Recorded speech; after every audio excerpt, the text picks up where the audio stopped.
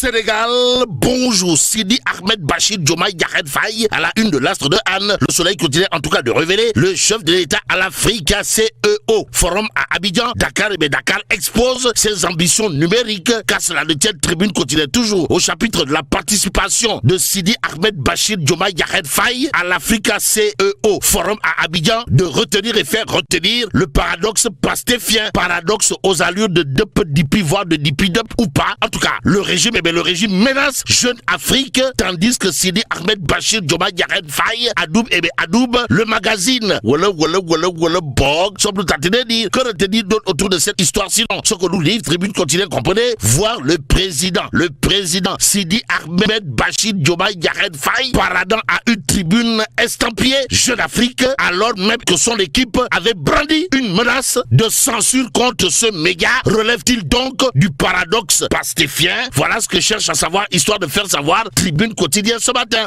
L'os du groupe des médias d'afficher une autre interrogation. Kourbaïfal et Mbolde Bouride, comprenez, assiste-t-on à un manque de cohérence dans la gestion de la communication du gouvernement? En attendant, retenons en tout cas ce qu'il a de retenir autour de la participation de Sidi Ahmed Bachir Diomaye Diakhar Faye à l'Africa CEE Forum à Abidjan, à savoir une interview d'apaisement accordée au magazine. En attendant, source A de nous informer que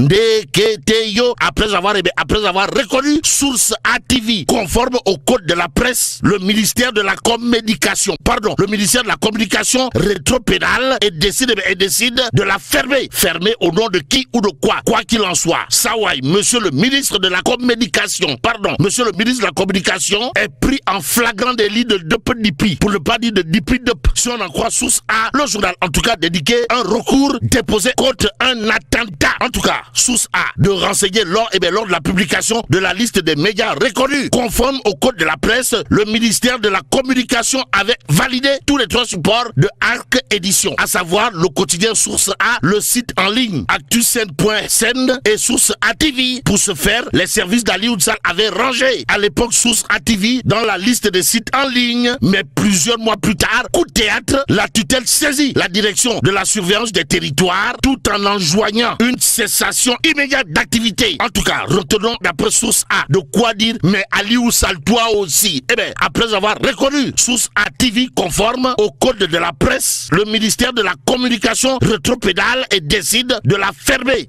Un recours déposé contre un attentat, précise en tout cas Source A à la une de Enquête quotidienne. On peut lire haute trahison, le flou artistique. Pourquoi flou artistique? Parce que ni le code pénal, ni le code de procédure pénale ne prévoit la haute trahison. Malgré son inscription dans la Constitution depuis 1963, explique Enquête, le journal. D'ajouter sans loi claire, juger un ancien président pour haute trahison relèverait de l'impossible, pour ne pas dire du tchahad et du tapalé. Selon plusieurs juristes, même s'il est dit Goloduna ou des Tchepirek, retenons en tout cas ce que pense Gilbert Koumak Faye, docteur en droit privé dans Enquête quotidienne, à savoir, il appartient au juge d'en apprécier le contenu. À propos du contenant relatif à la mise en accusation des anciens ministres, il y a les Échos qui accrochent Dr Cheikh Dieng. Sawai, Dr Cheikh Dieng prône une réforme préalable de la haute cour de justice. En tout cas, pour Dr Cheikh Dieng, dans le journal Les Échos, la haute cour de justice est objectivement une cour politique, puisqu'avec sa composition, elle viole délibérément le principe de la séparation des pouvoirs. Et comme pouvoir, c'est aussi vouloir, il convenait de retenir l'autre pavé dans la main, pour ne pas dire l'autre coup de pied dans la fourmilière, signé Dr Cheikh Dieng à propos de la mise en accusation des anciens ministres et l'idée de réforme préalable de la haute cour de justice. Comprenez, il y aura une violation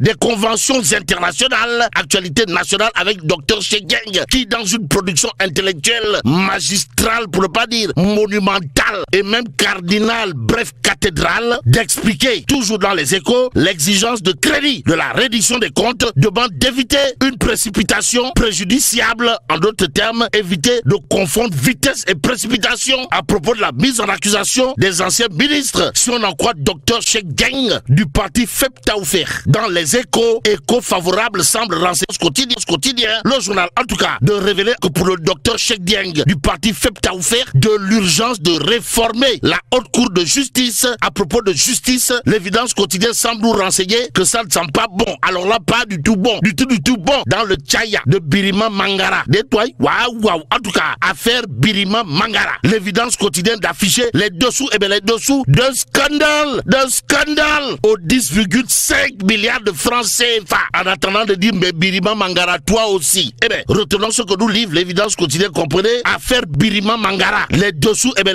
d'un scandale aux 10,5 milliards de francs CFA et cette dangereuse ramification. D'où notre intérêt de prendre l'Observateur ce matin. Le journal de révéler l'incroyable cadeau pisté par le référé sur la situation des finances publiques 2019-2024. En tout cas, la bombe des indemnisations. C'est le titre qui barre la une de l'Observateur ce matin. Le journal du groupe Futur Média d'expliquer 5,96 milliards de francs CFA déboursés en pleine tourmente post-électorale sous couvert d'indemnisation pour des dommages subis lors de la seule journée de manifestation du 9 février 2024. Bon, Synergie Afrique a perçu la somme faramineuse de 4 milliards 903 millions 843 656 francs CFA. Informe toujours l'Observateur avant d'ajouter Enan Chine a touché 791 millions 65 500 francs CFA. On est où là? C'est l'interrogation qui s'imposerait. En tout cas, la bombe des indemnisations, voilà le titre qui barre la une de l'Observateur au même moment. Le quotidien de s'arrêter sur l'affaire du militaire porté disparu après l'attaque de Djignaki. Et là, un mois d'omerta. C'est le titre qui barre la une du quotidien. Le quotidien, le journal de nous renseigner qu'en tout cas, la société civile Casa 16 réclame Raking Taf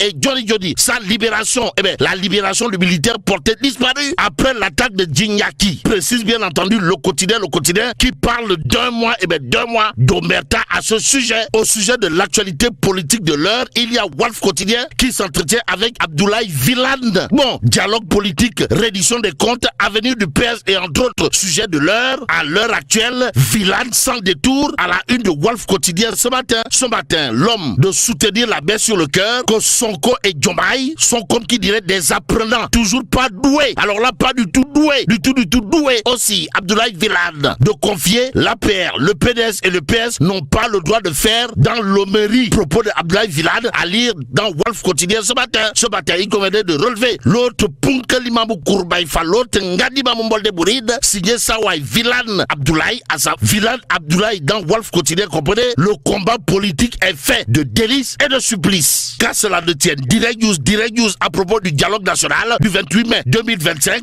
de nous livrer les vérités crues et même cuites de Ibrahima Ndiaye, secrétaire général du nouveau centre du Sénégal. Sommes-nous tentés de dire. Que dire sinon Sawai Ndiaye Ibrahima, secrétaire général du NCS de son état, dans Direct News de jurer la main sur le cœur avant de dire à haute et intelligible voix refuser de participer à ce dialogue est une posture réactionnaire et de mauvais perdant. Détoile, c'est Ibrahima. Waouh. En tout cas, Sawai Ndiaye Ibrahima du NCS, parti de l'opposition, toujours dans Direct News d'expliquer, le président et sa majorité pouvaient bel et bien se passer d'un quelconque dialogue dans la mesure où les différents scrutins ont donné une majorité écrasante majorité, pour ne pas dire une majorité sans équivoque, au PASTEF et ses alliés. Mais la démocratie, c'est pas la tyrannie de la majorité, c'est tout le sens de la main tendue de Sidi Ahmed Bassir Diomaye Diakhar Faye pour consolider une tradition républicaine fixée sur le marbre par l'ancien président, dira toujours Ibrahima Ndiaye, secrétaire général du nouveau centre du Sénégal, dans Direct News. Question de savoir si les propos de Sawai Ndiaye Ibrahima, SG du NCS, sont à prendre saillement ou le bâtiment. Le point actu, pour l'instant, de révéler isolé et affaibli totalement, voire complètement, l'APR, l'Alliance pour la République, est scellée. Ce matin, il conviendrait de terminer avec les échos. À la une du journal, on peut lire organisation de semaine culturelle, énorme scandale dans les écoles Loukheweti. Le journal Les Échos de parler de danse obscène avec à la clé des élèves à moitié nus, pagne bas et soutien-gorge en plein Fosco. Alors, Fosco veut-il dire désormais fiasco? Retenons toujours dans cette actualité à lire à la une du journal Les Échos relative aux organisations de semaine culturelle dans les écoles Miss Djongoma. Miss Djongoma, organisée dans une école à Ziguinchor. Malheureusement, le journal Les Échos de parler d'un silence officiel inquiétant. Et là, mais là, t'es dong, c'est Allah. Foudu Diabati. Bon, que Dieu préserve le Sénégal.